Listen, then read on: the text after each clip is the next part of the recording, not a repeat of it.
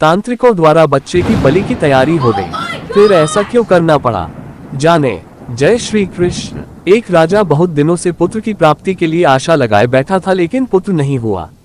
उसके सलाहकारों ने तांत्रिकों से सहयोग लेने को कहा। सुझाव मिला कि किसी बच्चे की बलि दे दी जाए तो पुत्र प्राप्ति हो जाएगी। राजा ने राज्य में ढिंढोरा पिटवाया कि जो अपना बच्चा देगा उसे बहुत सारा धन दिया जाएगा। एक परिवार में कई बच्चे थे, गरीबी भी थी।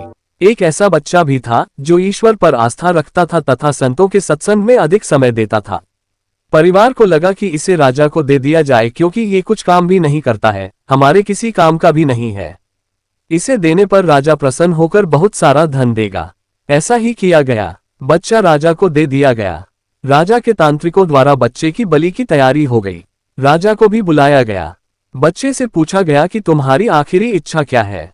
बच्चे ने कहा कि ठीक है, मेरे लिए रेत मंगा दिया जाए। रेत आ गया। बच्चे ने रेत से 4 ढेर बनाए। एक एक करके 3 रेत के ढेरों को तोड़ दिया और चौथे के सामने हाथ जोड़कर बैठ गया। उसने कहा कि अब जो करना है करें।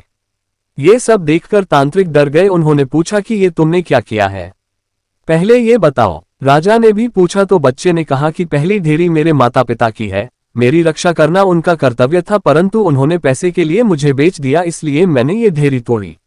दूसरी मेरे सगे संबंधियों की थी, उन्होंने भी मेरे माता पिता को नहीं समझाया। तीसरी आपकी है राजा, क्योंकि राज्य की प्रजा की रक्षा करना राजा का ही धर्म होता है, परंतु राजा ही मेरी बलि देना चाह रहा है तो ये ढेरी भी मैंने तोड़ दी। अब सिर्फ अपने गुरु और ईश्वर पर ही मुझे भरोसा है, इसलिए यह एक ढेरी मैंने छोड़ दी है।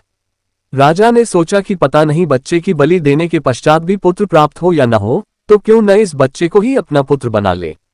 इतना समझदार और ईश्वर भक्त बच्चा है, इससे अच्छा बच्चा कहाँ मिलेगा। राजा ने उस बच्चे को अपना पुत्र बना लिया और राजकुमार घोषित कर दिया।